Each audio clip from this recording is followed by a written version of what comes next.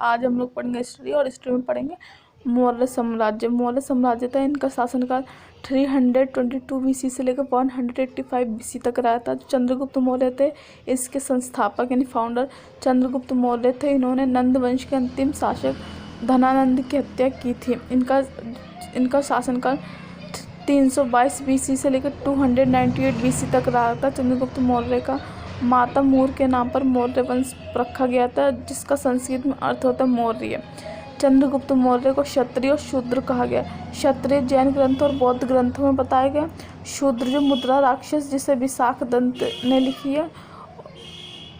है, और विष्णु पुराण जिसे श्री पराश ऋषि ने लिखा है। शूद्र चंद्रगुप्त मौर्य की पहचान सैंड्रो कोटस के रूप में विलियम जोन्स द्वारा ने कराई थी।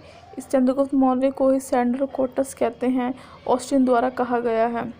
305 BC में चंद्रगुप्त मौर्य जीत गए थे। सेल्यूकस निकेटस हार गए थे। सेल्यूकस निकेटस ने अपनी बेटी हेलेना, जिसे कार्निया भी कहते हैं, उनकी शादी चंद्रगुप्त मौर्य से करा दी गई थी। और सेल्यूकस निकेटस ने दहेज में मतलब ये प्रांत दिए थे। आर्केशिया जो कंधार में, परोपनिषदि जो काबुल में है, एशिया जो हेरात में है, जेड्रोशिया जो पश्चिमी ईरान में बलूचिस्तान में है। बदले में चंद्रगुप्त मौर्य ने 500 हाथी दिए थे गिफ्ट में। सेल्यूकस निकेटस ने राजदूत भेजा। मैगस्थनीस को चंद्रगुप्त मौर्य के दरबार में भेजा था। मैगस्थनीस ने अपनी पुस्तक इंडिका लिखी है, जिसमें मौर्य साम्राज्य का आर्थिक एवं राजनीतिक वर्णन बताया गया है।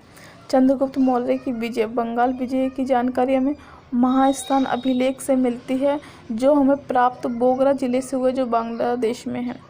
सेकंड, दक्षिण विजय अहनानूर और मुरनानूर। नोट, सोहगोरा ताम्रपत्र गोरखपुर यूपी से प्राप्त हुआ है, जिसमें चंद्रगुप्त मौर्य जैन धर्म का अनुयायी बना। और चंद्रगुप्त मौर्य के गुरु भद्रभाहु थे। भद्रभाहु से शिक्षा लेकर चंद्रगुप्त मौर्य ने श्रावणबेल गोला जो कर्नाटक में है। चंद्रगुप्त मौर्य के राजनीतिक गुरु थे चाणक्य। चंद्रगुप्त मौर्य की मृत्यु 298 BC में हुई थी कर्नाटक में। चाणक्य, चंद्रगुप्त मौर्य के राजनीतिक गुरु चाणक्य थे। इनका मूल नाम विष्णुगुप्त था, प्रसिद्ध कौटिल्य के नाम से थे। इनकी पुस्तक थी अर्थशास्त्र। उत्तराधिकारी, चंद्रगुप्त मौर्य की मृत्यु के बाद बिंदुसार उनके उत्तराधिकारी बने थे। बिंदुसार का शासनकाल 298 BC से लेकर 273 BC तक रहा है। इनके अन्य नाम अमित्रघात है, जिसे शत्रु विनाशक यानी शत्रुओं का नाश करने वाला। वायु पुराण में भद्रसार या फिर माद्रसार बताया गया है बिंदुसार को। जैन ग्रंथों में सिंहासेन बताया गया है। और बिंदुसार का उत्तराधिकारी अशोक थे, जिसे हम कल पढ़ चुके हैं पहले ही। धन्यवाद।